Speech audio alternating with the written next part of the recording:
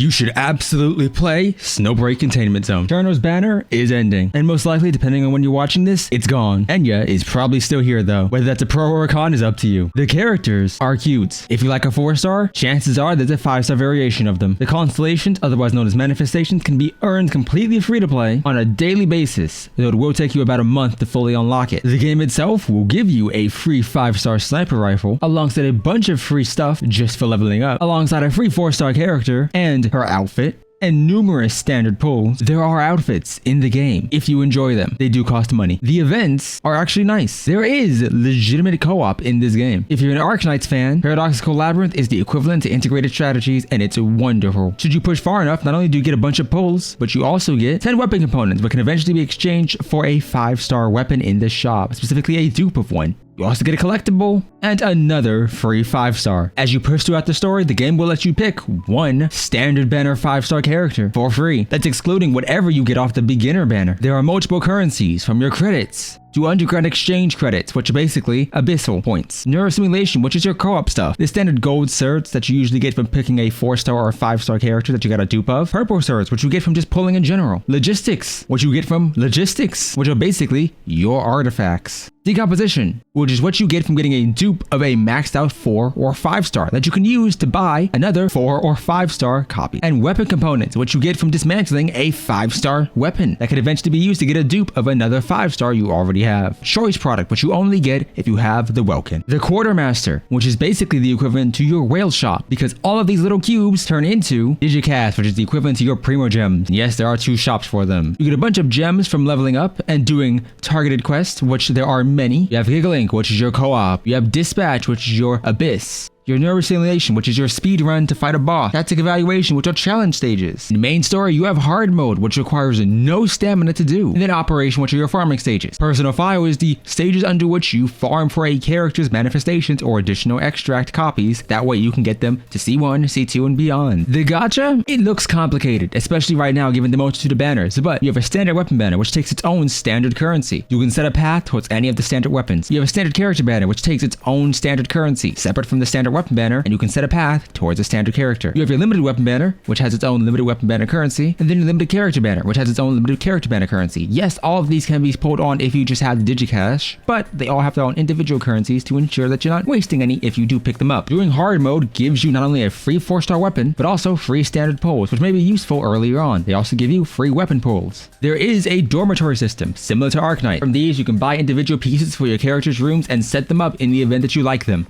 And yes, each room looks different. You can pick and choose who you enjoy and set them up. And there are interactable scenes as well, but you have to buy though. The gameplay is third-person shooter with skills, support skills, DOT, and ultimate. The energy you see on the right is your ultimate energy and it applies to your entire team. Each weapon archetype has an ideal range, ricochet, and ideal situations. Some are much better for breaking armor. The gameplay itself is fun. The world, while not super open, is 3D. You can roll around, and there is a lot of ass. I wholeheartedly recommend Snowbreak Containment Zone, and I think early on, it can definitely be played as a main game. I realistically re-rolled for Cherno because my god, this outfit, this has, and she has an extremely good event out right now, and is a nice character. For those of you who are interested, you can add me here. My UID will be in the description. Just keep in mind, if you are going to play, I do recommend, especially if you're pulling for Cherno or plan on pulling for her in the future on a rerun, you do the event solely so that you can buy her event weapon. And then you also would like to buy her logistics. That's going to be this set, Mokina, Scott, and Alia. With that being said, if you've enjoyed, subscribe, and I'll see you next time.